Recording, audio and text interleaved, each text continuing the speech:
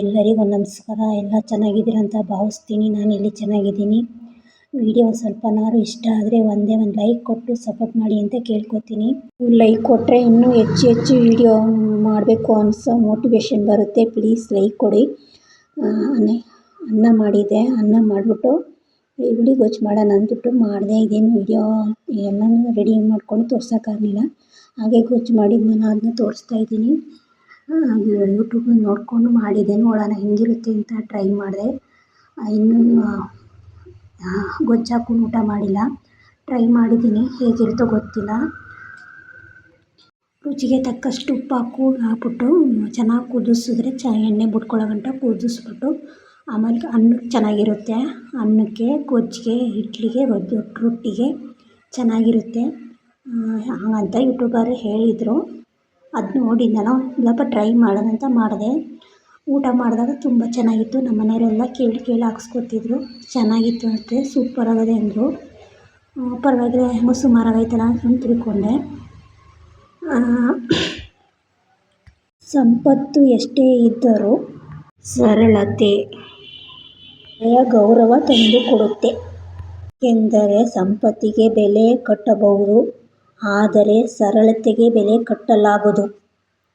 ಬೆಳಗ್ಗೆ ಮನೆಯೆಲ್ಲನೂ ಕ್ಲೀನ್ ಮಾಡಾಯಿತು. ಆ ಕ್ಷಣ ಪಾತ್ರೆ ಎಲ್ಲ ತೊಳೆದು ಇರಿಸ್ಬಿಟ್ರೆ ಬೆಳಗ್ಗೆ ಮಾಡೋಕ್ಕೆ, ಕೆಲಸ ಮಾಡೋಕ್ಕೆ ಇಂಟ್ರೆಸ್ಟ್ ಬರುತ್ತೆ. ಯಾಕೆಂದರೆ ರಾತ್ರಿ ಟೈಮ್ ಊಟ ಮಾಡಿ ಮಲ್ಕೊಬಿಟ್ರೆ ಕೆಲಸ ಮಾಡೋಕ್ಕೆ ಮನಸ್ಸು ಬರೋಲ್ಲ. ನಿದ್ದೆ ಬರ್ತಾಯಿರ್ತದೆ, ಮಲ್ಕೊಬಿಡೋಣ ಅನ್ನಿಸ್ತಾ ಇರ್ತದೆ. ಅದಕ್ಕೆ ರಾತ್ರಿ ಟೈಮಲ್ಲಿ ಪಾತ್ರೆ ಎಲ್ಲ ತೊಳೆದು ಸೆಲ್ಫ್ ಎಲ್ಲ ಒರೆಸಿ ಗ್ಯಾಸ್ ಎಲ್ಲ ಕ್ಲೀನ್ ಮಾಡಿ ಮಲ್ಕೊಬಿಡ್ತೀನಿ. ಆಮೇಲೆ ಊಟ ಮಾಡ್ತೀನಿ. ಆವಾಗ ಎಲ್ಲ ಕ್ಲೀನ್ ಮಾಡಿ ಊಟ ಮಾಡಿದ್ರೆ ಒಂಥರ ಸಮಾಧಾನ ಆಗುತ್ತೆ. 10-11 ಗಂಟೆ ಆಯ್ತದೆ ಅಷ್ಟೊತ್ತಿಗೆ ಮಲ್ಕೊಳ್ಳೋದಕ್ಕೆ. ಇನ್ನು ಎಲ್ಲ ಗಿಡಕ್ಕೆಲ್ಲ ನೀರು ಹಾಕ್ಬಿಟ್ರೆ, ರಾತ್ರಿ ಟೈಮಲ್ಲಿ ನೀರು ಹಾಕ್ಬಿಟ್ರೆ ಬೆಳಗ್ಗೆ ಟೈಮಲ್ಲಿ ಹೆಲ್ದಿಯಾಗಿ ಕಾಣ್ತಾ ಇರುತ್ತೆ ಗಿಡಗಳು. ಗಿಡ ಅಂದರೆ ತುಂಬ ಇಷ್ಟ ನನಗೆ.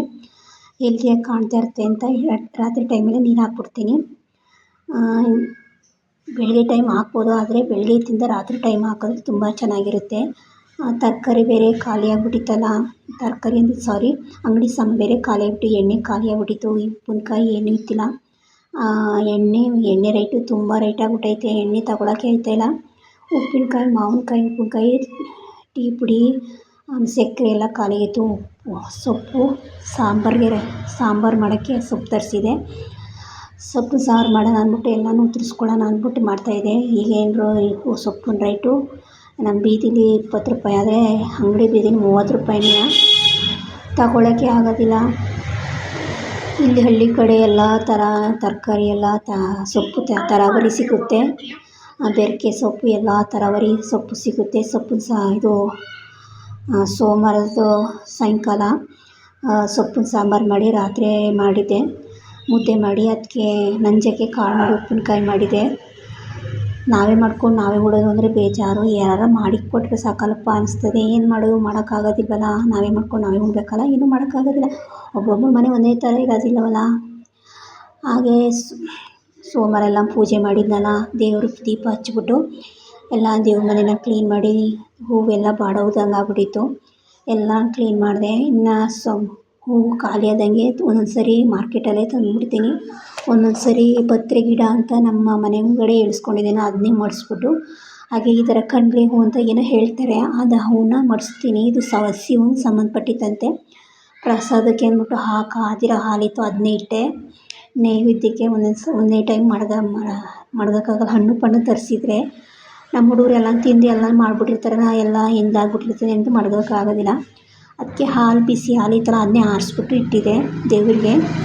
ಮನೆಯೆಲ್ಲ ಕ್ಲೀನ್ ಆಯಿತು. ಏನೋ ಒಂಥರ ಸಮಾಧಾನ. ಮನೆ ನೀಟಾಗಿದ್ದರೆ ಮನಸ್ಸು ಸಮಾಧಾನ ಇರುತ್ತೆ, ಮನಸ್ಸು ನೀಟಾಗಿರುತ್ತೆ. ಇಲ್ಲಾಂದರೆ ಕಸಿ ಬಿಸಿ ಆಯ್ತಾ ಇರ್ತದೆ. ಮನೆ ಕ್ಲೀನ್ ಆಗ್ತದೆ ಒಂಥರ ಟೆನ್ಷನ್ ಆದಂಗೆ ಆಯ್ತಾ ಇರ್ತದೆ.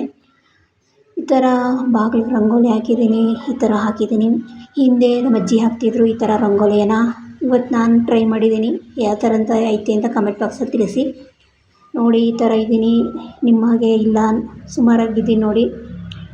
ಎಲ್ಲ ಚೆನ್ನಾಗಿದ್ದೀರ ಅಂತ ಭಾವಿಸ್ತೀನಿ. ನಾನಿಲ್ಲಿ ಚೆನ್ನಾಗಿದ್ದೀನಿ.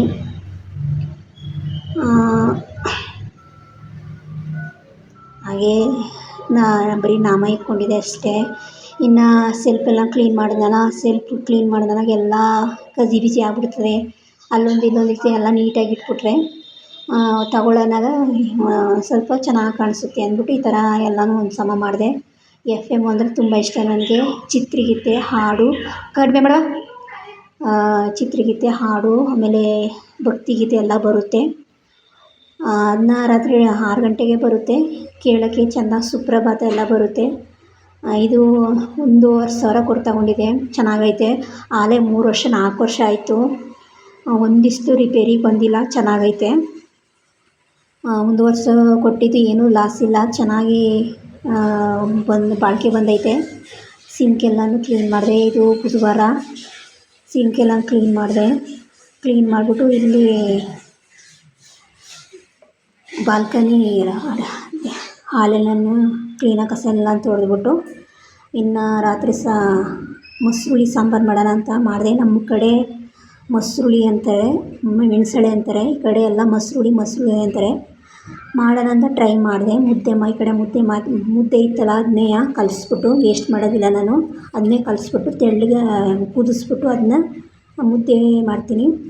ಈ ಕಡೆ ಬದನೇಕಾಯಿ ಸುಟ್ಕೊಂಡು ಈ ಥರ ಸಣ್ಣಕ್ಕೆಲ್ಲ ಸುಟ್ಕೊಂಡು ಚೆನ್ನಾಗಿ ಸುಟ್ಕೋಬೇಕು. ಇದ್ರ ಸಿಪ್ಪೆ ಮೇಲ್ಗಡೆ ಬರುತ್ತದಲ್ಲ ಅದೆಲ್ಲ ತೆಗೆದ್ಬಿಟ್ಟು ಅದ್ರ ತಿಳಿ ತಗೊಂಡು ಮೊಸರು ಬಜ್ಜಿ ಮಾಡಿದ್ರೆ ಚೆನ್ನಾಗಿರುತ್ತೆ. ಮುದ್ದೆಲಿ ಉಣ್ಣೋಕ್ಕೆ ರಾಗಿ ಮುದ್ದೆ ಚೆನ್ನಾಗಿರೋದಿಲ್ಲ. ಈ ಥರ ಒಣಮೆಣ್ಸಿನ್ಕಾಯಿ, ಬೆಳ್ಳುಳ್ಳಿ ಎಲ್ಲ ಸುಟ್ಕೋಬೇಕು. ಸುಟ್ಕೊಂಡು ಚೆನ್ನಾಗಿ ಆಡಿಸ್ಕೊಂಡಾದ್ಮೇಲೆ ತರಿಯಾಗಿ ಆಡಿಸ್ಕೋಬೇಕು. ಈ ಕಡೆ ಅನ್ನನೂ ಮಾಡ್ಕೊತಾ ಇದ್ದೀನಿ. ಅನ್ನ ಈ ಥರ ಕುಕ್ಕರಲ್ಲಿ ಮಾಡೋದಕ್ಕಿಂತ ಈ ಥರ ತಪ್ಪಲೆಯಲ್ಲಿ ಬಸ್ಕೊಂಡು ಮಾಡಿದ್ರೆ ಚೆನ್ನಾಗಿರುತ್ತೆ. ಹುಡಿ ಆಗಿರುತ್ತೆ. ಗಂಜಿ ಒಳ್ಳೆಯದು. ಹಿಟ್ಟು ಮಾಡ್ಬೋದು ಗಂಜಿಲಿ. ಈ ಥರ ಅರ್ಧ ಲೀಟ್ರ್ ಮೊಸರು ತರಿಸ್ಕೊಂಡಿದ್ರೆ ಮೊಸರುಳಿ ಮಾಡೋದಕ್ಕೆ ಅಂದ್ಬಿಟ್ಟು ಈರುಳ್ಳಿ, ಬೆಳ್ಳುಳ್ಳಿ, ಸುಟ್ಟಿರುಳ್ಳಿ, ಬೆಳ್ಳುಳ್ಳಿ, ಹಸಿಮೆಣಸಿನ್ಕಾಯಿ, ಜೀರಿಗೆ, ಸಾಂಬಾರು ಸೊಪ್ಪು. ಇದ್ರ ಸಾಂಬಾರು ಸೊಪ್ಪು ಹಾಕೋದು ನನ್ನ ಹತ್ರ ಇರಲಿಲ್ಲ. ಕರಿಮೆ ಸೊಪ್ಪು ಎಲ್ಲ ಹಾಕ್ಕೊಂಡಿದ್ದೀನಿ. ಇಲ್ಲಿ ಎಲ್ಲ ಥರ ಹಾಕ್ಕೊಂಡು ತರಿಯಾಗಿ ಆಡಿಸ್ಕೊಂಡ್ರೆ ತುಂಬ ಚೆನ್ನಾಗಿರುತ್ತೆ. ಹಿಂದೆ ನಮ್ಮ ಅಜ್ಜಿ ಮಾಡ್ತಾಯಿದ್ರು. ಈ ಥರ ನೋಡ್ಕೊಂಡಿದ್ದೆ ನಾನು ಒಂದಪ್ಪ ಟ್ರೈ ಮಾಡೋಣ ಅಂತ ಮಾಡಿದೆ. ಎಣ್ಣೆ ಬಿಟ್ಟು ಸಾಸಿವೆ ಎಲ್ಲ ಹಾಕಿ ಕರಿಬೇವು ಸೊಪ್ಪು, ಒಂದು ಬೇಳೆ ಮೆಣಸಿನ್ಕಾಯಿ ಹಾಕಿದ್ರೆ ಚೆನ್ನಾಗಿರುತ್ತೆ. ಬೇಳೆ ಮೆಣಸಿನ್ಕಾಯಿ, ಈ ಥರ ಕರಿಮೆ ಸೊಪ್ಪು ಎಲ್ಲ ಹಾಕಿದ್ರೆ ಚೆನ್ನಾಗಿರುತ್ತೆ. ಈ ಕಡೆ ಸಿಪ್ಪೆ ಎಲ್ಲ ಸುಟ್ಕೊಂಡಿದ್ದೆಲ್ಲ ಬದನೇಕಾಯಿ ಅದನ್ನೂ ಹಾಕ್ಕೊಂಡು ಖಾರ, ಮಸಾಲೆ ಖಾರ ಎಲ್ಲ ಹಾಕ್ಕೊಂಡು ಈ ಥರ ಸ್ವಲ್ಪ ಎಲ್ಲ ಇದಾಗೋವರೆಗೆ ಕನ್ಗೋವರೆಗೆ ಎಲ್ಲನೂ ಮಾಡಿಕೊಂಡು ಈ ಕಡೆ ಖಾರ ಎಲ್ಲನೂ ಹಾಕ್ಕೊಂಡು ಅದಕ್ಕೆ ಸ್ವಲ್ಪ ಅರಿಶಿನ ಪುಡಿ ಹಾಕ್ಕೊಂಡು ಚೆನ್ನಾಗಿ ಹಸಿ ಖಾರ ಎಲ್ಲ ಹೋಗಬೇಕು. ಆ ಥರ ಎಲ್ಲನೂ ಸ್ವಲ್ಪ ಮಿಶ್ರಣ ಮಾಡಿಕೊಂಡು ತುಂಬ ರುಚಿಯಾಗಿರೋ ಈ ಥರ ಟ್ರೈ ಮಾಡಿ ನೀವು ಒಂದೊಂದಪ್ಪ ಟ್ರೈ ಮಾಡಿ ಅಂತ ಟ್ರೈ ಮಾಡಿ. ಈ ಥರ ತೊಳೆದು ಇದೆಲ್ಲ ನೀರು ಹಾಕಿ ಒಂದಪ್ಪ 1 ಕುದಿ ಸಾಕು. ಕುದಿಸ್ಕೊಂಡ್ರೆ ಚೆನ್ನಾಗಿ ರುಚಿಗೆ ತಕ್ಕಷ್ಟು ಉಪ್ಪು ಹಾಕ್ಕೊಂಡು ಕುದಿದ್ಮೇಲೆ ಸ್ವಲ್ಪ ಆರಿದ್ಮೇಲೆ ಗಟ್ಟಿ ಮೊಸರು ಹಾಕ್ಕೊಂಡ್ರೆ ಚೆನ್ನಾಗಿರುತ್ತೆ. ಅದನ್ನ ತೆಳ್ಳಗೂ ಮಾಡ್ಕೊಬೋದು, ಗಟ್ಟಿಗೂ ಮಾಡ್ಕೊಬೋದು. ಮೊಸರು ಗಟ್ಟಿ ಉಣ್ಣಬಾರ್ದು, ಯಾವಾಗಲೂ ತೆಳ್ಳಗಿರಬೇಕು. ಈ ಥರ ತೆಳ್ಳಗೆ ಮಾಡಿಕೊಂಡು